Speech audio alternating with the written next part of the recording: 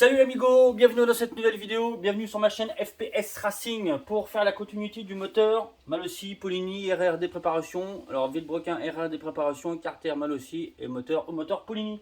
Donc tu as dû voir dans la vidéo d'avant que j'avais déjà commencé à travailler un petit peu les carters, machin, nanana, pour faire passer le Villebrequin. Je vais te montrer tout de suite la suite de ce que j'ai fait. Alors je t'avoue que c'est un moteur sur lequel il y a vachement de boulot. Vachement de réflexion. Je vais pas arriver à faire ce que vraiment je voudrais pour des termes de sécurité de la vie du moteur, parce que les grosses masses entraînent des trucs qu'il faudrait pas. C'est comme ça, c'est comme ça, c'est comme ça. Donc moi je te montre, donc tu as vu dans la vidéo d'avant ce que j'avais déjà fait sur les carters. Je vais te montrer déjà là maintenant tout de suite ce que j'ai fait dessus, et puis tu verras. Donc là, retravaillation des carters, donc usinage, pour pouvoir passer, pour pouvoir du coup augmenter un petit peu le passage de flux du gaz. Parce que tu vois, le vélo il part vraiment haut, hein, et en fait il obstruait vraiment beaucoup le passage d'admission. Donc, alors j'ai retravaillé aussi pas mal. Je vais te montrer après du coup l'embase du cylindre, parce que j'ai aussi beaucoup de travail sur le cylindre. Donc là, il y a encore un peu de boulot sur les carters au niveau en termes de finition. Je vais te montrer avec le Villebrequin dedans, du coup, ce que ça fait. Alors, bouge pas.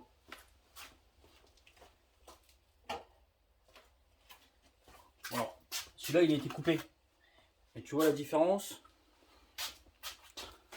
La différence de diamètre. Bon, celui-là, il a été coupé, donc du coup, tu te rends peut-être pas trop compte. La différence de diamètre, de taille de Villebrequin, des masses. Celui-là, on est à 73. Celui-là, on est à 68. Donc, il y a quand même une sacrée différence de taille de masse de Villebrequin. Donc, faut le faire passer dedans, faut le faire passer dedans. Donc, du coup, je m'égare. Je m'égare. Je te montre.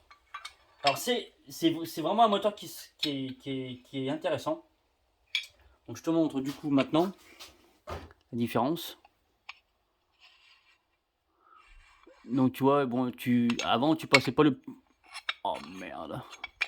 Avant, tu passais pas le petit doigt là. Maintenant, tu as passé le petit doigt. Donc, ça reste quand même vachement obstrué, hein. Mais on est quand même déjà beaucoup mieux. C'est vraiment un moteur qui serait vraiment intéressant. Déjà, c'est intéressant de voir ce qu'on peut passer comme vélo dans les carters Malossi. Donc, ça va que c'est les carters Malossi parce que tu ferais pas ça des carters Polini. C'est clair, net et précis. Déjà, ils ont tendance à se sectionner en deux les carters Polini. Donc là, c'est même pas la peine. Ça va que c'est les carters Malossi. Il y a pas mal de renforts. Ils sont quand même assez costauds. Donc, c'est quand même intéressant de voir aussi ce que tu peux passer comme Villebrequin dans ces carters là. Avec pas mal de boulot, je t'avoue. J'ai aussi du coup enlevé tout là le bossage. Hein, je sais pas si tu sais, peut-être tu sais, tu sais pas. Donc là, il en reste un tout petit, il reste une toute petite marche. Là, il y avait vraiment une bonne marche, hein, donc du coup que j'ai supprimé et qui du coup fait que tu as aussi un peu plus de passage. Je te montre, je te montre l'intérieur. Voilà. Donc normalement, tu as un bossage là à ce niveau-là, hein. Et ce niveau-là, attends, on va faire autrement. T'as un bossage normalement à ce niveau-là, là. Donc j'ai pas mal supprimé pour pouvoir, du coup, augmenter un petit peu le passage. Euh, Ça serait vraiment intéressant de faire ce moteur-là, avec ce Villebrequin-là, mais pas avec ce haut moteur-là. Parce que, si tu veux, les jupes du cylindre obstruent beaucoup aussi, du coup, le passage. Donc j'ai travaillé au maximum les jupes, mais tout en gardant une marge de sécurité, parce que le but c'est pas non plus qu'elles sectionnent et qu'elles cassent, parce qu'elles sont déjà quand même assez fines sur le Polini. Donc le but c'est pas non plus qu'elles cassent, en le fait voilà, de diminuer pour pouvoir garder du passage de gaz. Euh, le but c'est pas qu'elles coupent en deux. Donc, euh, donc ça serait vraiment un moteur qui serait intéressant de faire avec ce Villebrequin là. Je pense que c'est un bon Villebrequin. Il faudrait pouvoir lui caser un haut moteur de nitro dedans. Alors un petit 70 ou alors un gros 50, même un bon 50. Je pense que ça serait là, ça serait vraiment intéressant. Vraiment intéressant. D'accord. Voilà. Donc j'ai aussi retravaillé les jupes du piston. Voilà, la jupe arrière du piston pour pouvoir parce qu'elle avait tendance à venir faire un bisou au vilebrequin. Donc retravaillation du jus du piston pour pouvoir optimiser tout ça. Maintenant, j'ai vu que tu l'avais vu, hein. Il est beau, hein. Et bien celui-là, il va arriver dans à la fin de je finis ce moteur-là et après on va attaquer celui-là. C'est un moteur G2 MVT. Il y a plein de choses à dire sur ce moteur-là. Il y a plein de choses à dire sur ce moteur-là.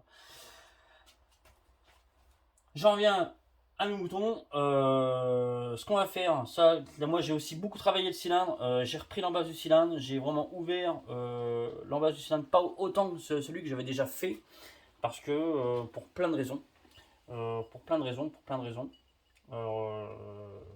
Parce que comment je pourrais t'expliquer? L'autre, je sais que j'avais carte blanche, 100% carte blanche, peu importe ce qui se passait. Même si on a encore pu aller beaucoup plus loin, je garde toujours une marge de sécurité. Et le but, c'est que ce soit aussi un moteur qui soit coupleux, parce que j'aime les moteurs coupleux. Donc j'ai pas mal retravaillé l'emballage, j'ai retravaillé tout l'intérieur du cylindre, j'ai retravaillé beaucoup l'échappement aussi, pour pouvoir évacuer le mieux possible, le plus vite possible. Donc ça, je te mettrai. Je peux te montrer comme ça vite fait aussi si tu veux. Hop. Donc là, l'échappement, donc beaucoup retravaillé l'échappement. Gros, vraiment gros aussi. Barrer les bossages sur les côtés. Donc barrer les bossages sur les côtés. J'ai ouvert en bas, j'ai ouvert en haut pour pouvoir augmenter ça. Du coup, là, si du coup, pareil, la convergence et tout ça, taf de d'habitude quoi. Pour pouvoir vraiment évacuer au maximum les gaz d'échappement. Donc ce qu'on va faire, je te retrouve tout de suite. Je monte tout ça à blanc et on prend quelques cocottes, mais normalement on ne devrait pas être trop mal. Donc j'ai monté tout ça à blanc pour pouvoir prendre les premières cotes. Normalement, si je ne me suis pas planté, on va arriver aux alentours de 190-130. Donc rappelle-toi, on était à 100, donc un peu plus de 130, pardon. On était, parce qu'on était à 128-170, si je dis pas de bêtises. Et donc là, normalement, on devrait arriver à peu près à 190-130, à 1 degré ou 2 près. Donc on va prendre, vu que là je suis sur les latéraux, on va prendre les latéraux. Quasiment à 0.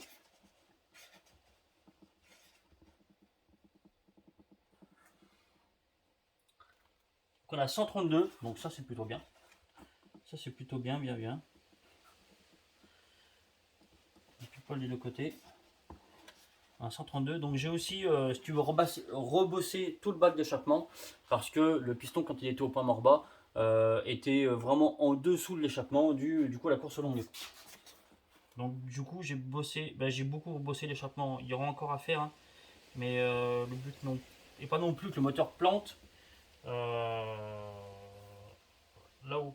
Mais je sais que c'est des moteurs où tu peux vraiment ouvrir les échappements et là j'en ai déjà ouvert pas mal.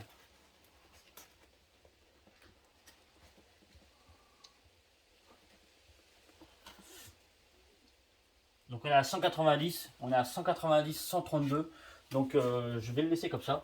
Au niveau des diags, on est plutôt bien. Alors les arrières sont un peu plus bas. Je vais te donner les diags arrière. Les latéraux arrière. En premier. Normalement on devrait être un petit 130.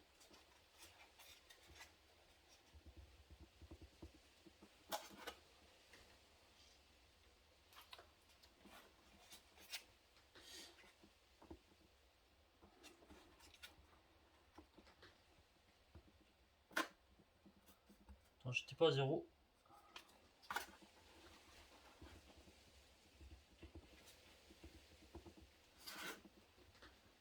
Donc on est à 130, on est à 129.